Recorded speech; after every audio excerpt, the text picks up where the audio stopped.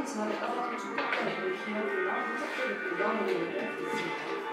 이건 시간이 몇 초 만에 물건을 사이트에 선정했고 사이트는 제주도에 위치한 라이브러리니까 시간이 몇 초 동안 이야기하는 이유는 연락부가 일제 감성일 때 일본군에 이것을 일단 강제로 지어진 것인데 거의 100년이 지난 현재까지 연락부가 그대로 장에 고치되어 있기 때문입니다.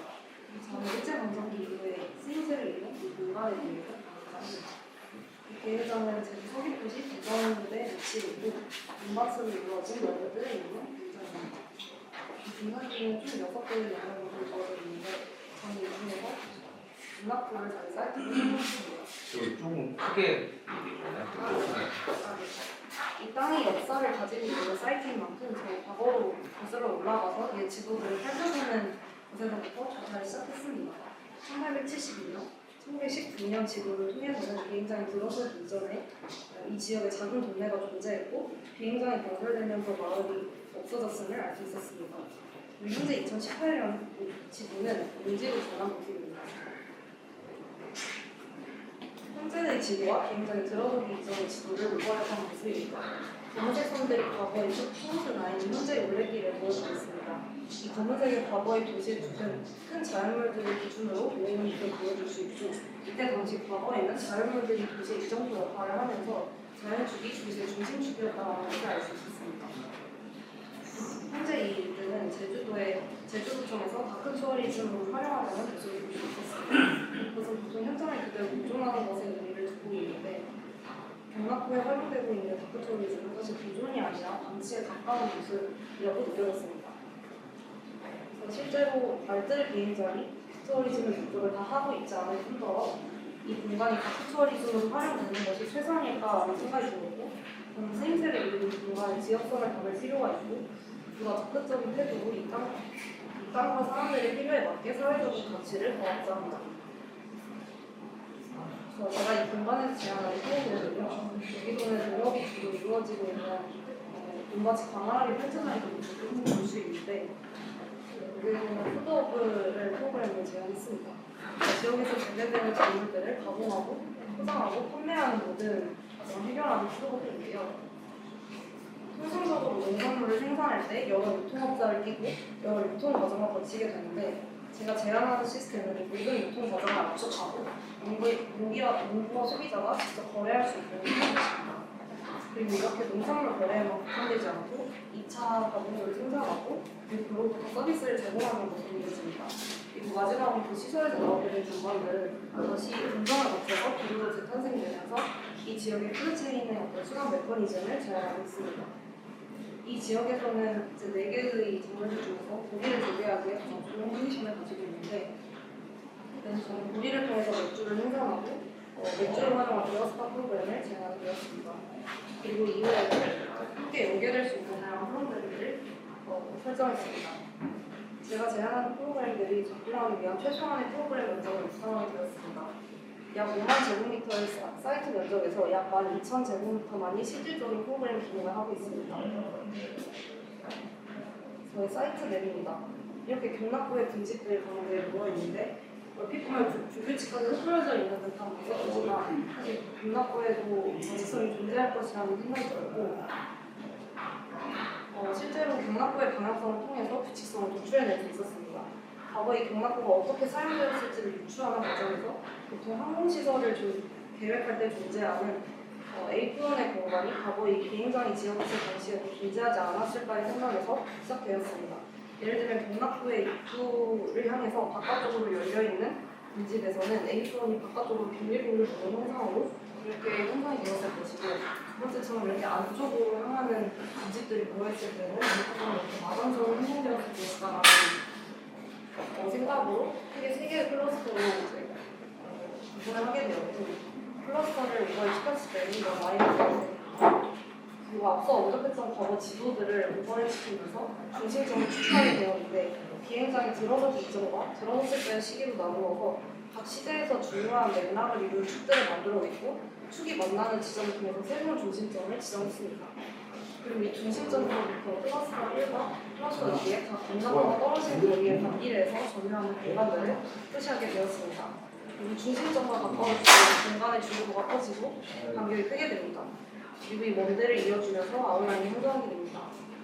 결과적으로 이런 형상이 나오게 되었고 이때 각 중심점들은 과거 지도에서 보여지는 축의 중심을 모두 향하고 있습니다. 이렇게 배치상에서 보았을 때 저희 마스터 플랜이 무릎을 향해서 큰 잘모가 같은 형상 그리고 큰 잘모가 같은 스케일로 새로운 이점표의 역할을 하는 가능성을 제시하고 싶습니다. 그래서 저는 이렇게 형상을 직접 만드는 것이 아니라 맥락과 A표현의 관계성 그리고 과거의 축과 같은 의미 있는 값들을 파라미터의 값들로 넣으면서 형상의 원리를 도출하는 그런 방식으로 이렇게 3차원의 디자인을 만들어내게 되었습니다. 어떻게 보면 일반적인 건물보다는 파라솔과 같은 임시적인 설치물에 관심을 두게 되었는데 일반적으로 건물을 지을 때는 건물의 면적이 되는 토지를 완전하게 되고 새롭게 바닥을 깔게 되는 것과 다르게 이런 해놓기는 기존에 있는 땅을 그대로 유지한 채 지붕만 없는 특성을 가지고 있습니다. 여기 알츠르 비행장에서는 켜켜이 쌓아진 역사적 레이어들을 담고 있는 해놓기의 모습을 연상하게 되었습니다. 과거의 레이어에 해당하는 고막고 그리고 현재의 레이어에 해당하는 도로와 녹지, 그리고 미래의 레이어에 해당하는 거대한 구조물이 한 공간 안에 전시되면서 과거, 현재, 미래를 동시에 기억할 수 있는 공간이 되겠습니다. 건물의 조인 다이어그램입니다. 제 본 계획안에 A동을 주로 가지고 있는데 건물 안에 노란색에 2개의 도로가 지나가게 되고 그 다음에 도로의 성격, 도로가 경계를 형성해주면서 이제 공간의 특성들이 규정되어 있습니다. 도로의 위쪽으로는 관리등, 프라이빗한 프로그램이 들어가게 되고 도로의 아래쪽으로는 이제 메인 출입구를 통해서 퍼블릭한 형태의 프로그램들이 들어서게 됩니다.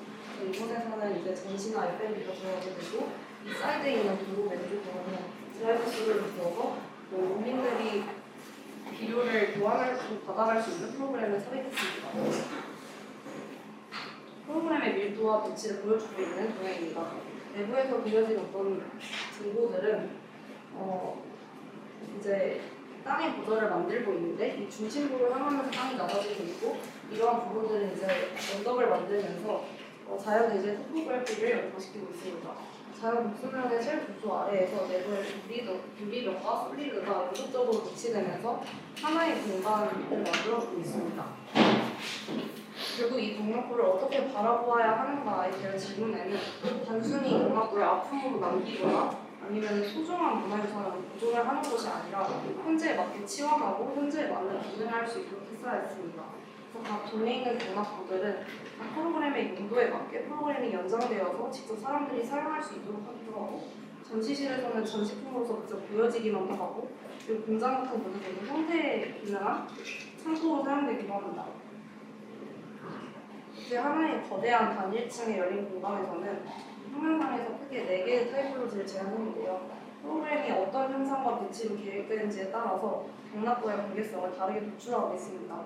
크게 경락고와 같이 그대로 모여져서 방치되고 있는 A타입, 그리고 경락고를 내부 중정으로 풀고 있는 B타입, 그리고 경락고를 중심으로 작은 매스들이 둘러싸여 있는 C타입, 그리고 특정한 프로그램 없이 경락고가 모여져 있는 경우도 있습니다. 이 계획안에서는 총 9개의 경락고를 가지는데 이 경락고를 크게 A, B, C, D 4가지의 타입 아래에서 관계성을 보여주고 있습니다. 그리고 경락고과 경락고 간의 관계성으로 자연스럽게 지붕 아래에 있는 외부 공간의 특성을 규정짓는 것으로 이어지고 있습니다. 동시에 구조적이고 실질적인 문제들을 해결하기 위한 기능들이 있었고 이게 하나의 덩어리에서 경락고를 둘러싼 기둥을 향해서 힘이 집중되고 그 힘을 받아주기 위해서는 과거의 수평들이 더해지게 되었고 이런 하나의 쉘 구조가 연속적으로 배치되면서 이 쉘 구조들을 이어주는 이 중심 부분에 코어들이 배치하게 되었습니다. 그래서 총 9개의 코어는 이렇게 모두 다른 형상과 높이를 가지면서 기존의 루트와 연계되고 있는 형태를 보여주고 있습니다. 그리고 이런 코어들은 내부에서 샤프트나 화장실의 역할을 기능하고 있습니다. 이외에도 수평 수직 부재가 만나는 조인트 지점에 대한 고민을 하기도 했고 시공 가능성이 있어서 부재가 가공되고 오반될 수 있는 영역 안에서 어떻게 존재할지 고민을 하기도 했습니다. 그래서 하나의 유닛을 부분으로 삼아서 수평 수직 부재들을 열거한 다이어그램입니다. 자연을 형상화한 인공물이 사이트의 서버 부분과 스태티커 포지션을 이루고 있는 모습입니다. 도로와 차가 출입하는 도로에는 입구성을 보여주는 분명히 보여지고 노을이 지면서 스틸의 광택이 적어졌을 때는 또 다른 느낌을 들을 수 있습니다. 루프 아래에서 비워진 공간들의 성격은 각 경락고, 중심 경락고를 기준으로 형성이 되는데 이곳에서는 외부 광장의 성격이 강한 경락고 그리고 기어 테이스팅바로 사용되고 있는 경락고 외부에는 실내에서는 레스토랑과 바로 사용되고 있습니다. 그래서 거대한 판은 우리가 듣고 있는 그런 장소의 의미를 마주하는 매개체로서 역할을 하고 있습니다. 발표는 여기서 마치겠습니다.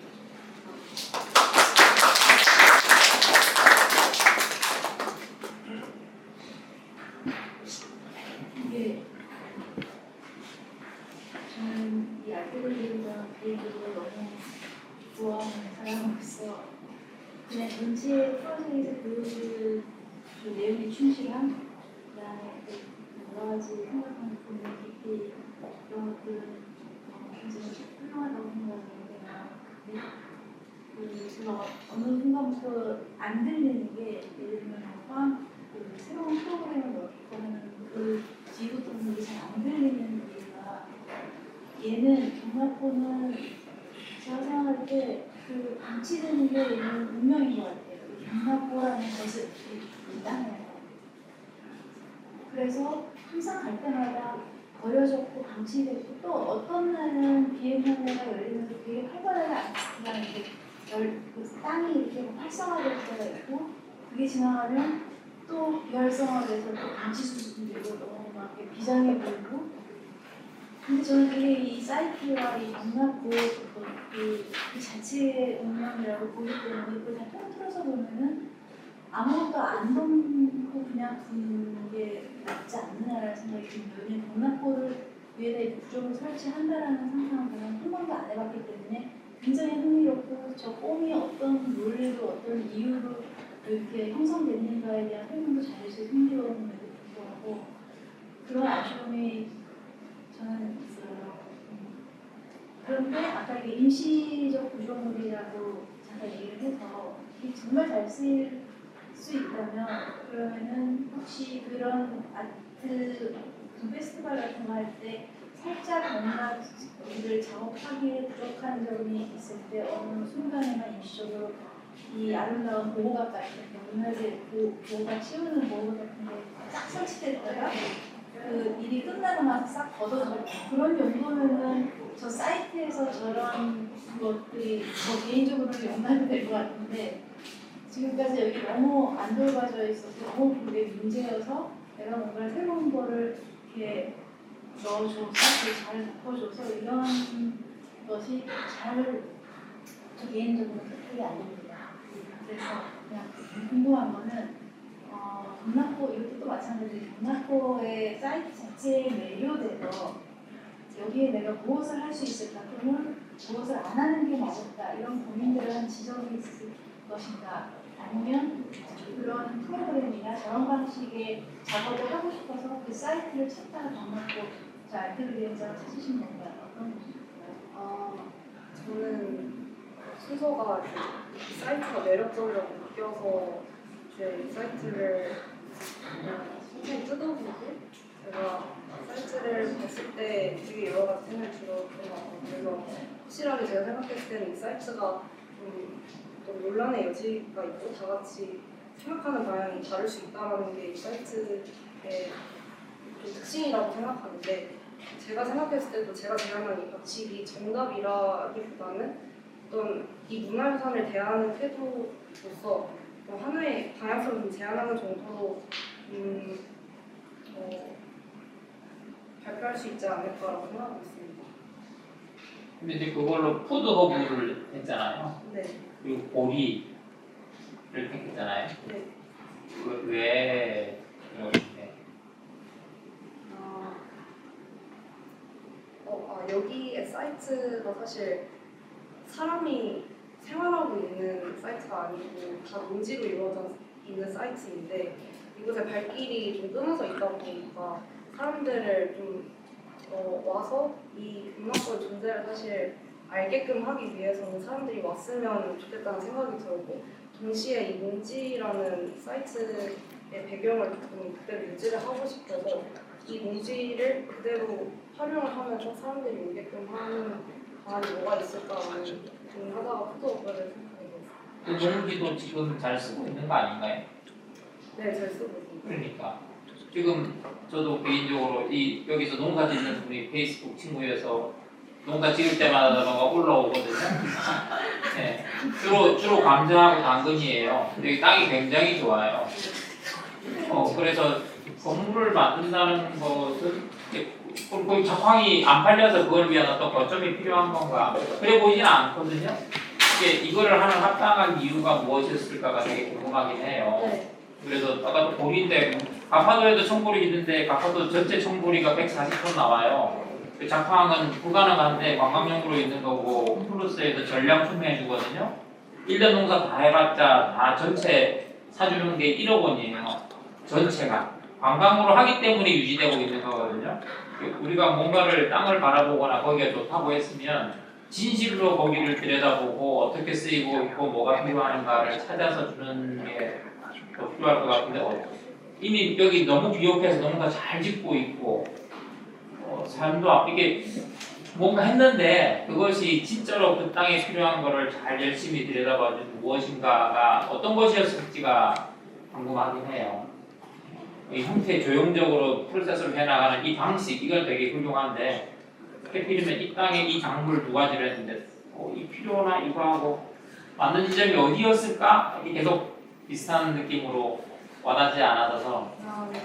일단 보리를 선정한 이유를 먼저 말씀드리면 제가 이 땅에 대해서 이 토양의 비옥함이나 이런 것들을 많이 찾아봤었는데 토양 지도에서 지금 말씀하신 당근이랑 감자를 실제로 많이 캐고 있긴 하고 여기서는 마늘 재배를 엄청 많이 하고 있는데 실제로는 이제 제주도에서는 그 보리 맥주가 우리나라에서는 항상 수입을 할 수밖에 없는 구조여서 우리나라에서는 이제 맥주 보리를 장려를 하고 있는데 이 지역에서 맥주 보리가 자라기에 엄청나게 좋은 컨디션을 가지고 있더라고요.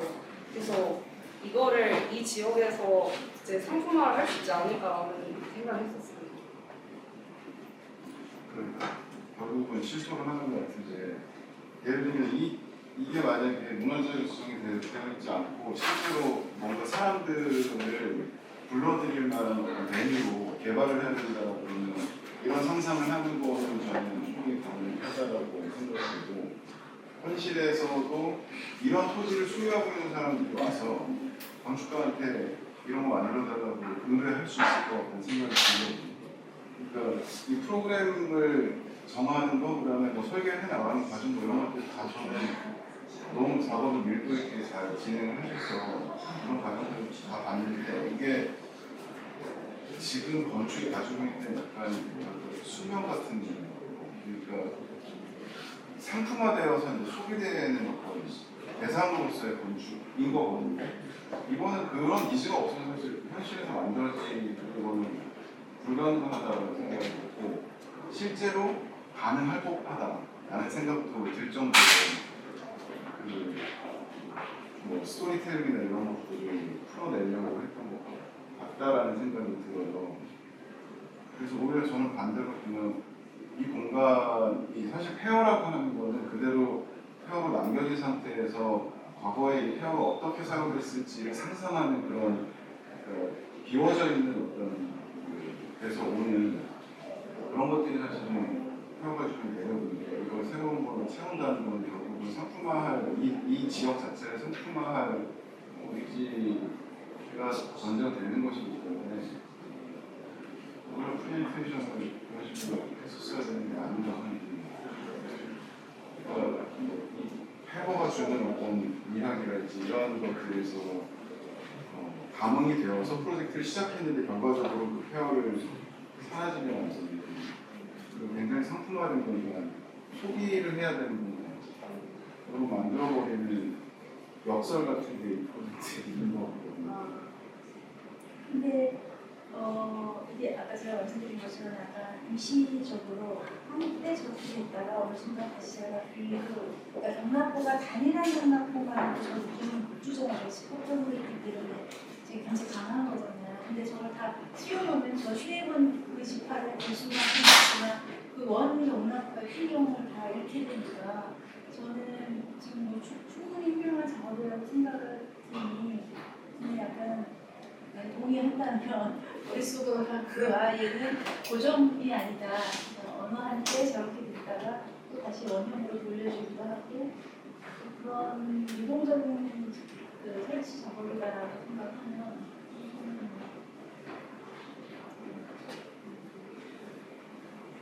저는 그 윤민호 선생님께서 방치하는 것이 너무 자연스러운 사이트다라는 것에 다시 한 기억만 하자면 건축이라는 게 우리는 항상 지어야 된다고 생각을 하잖아요.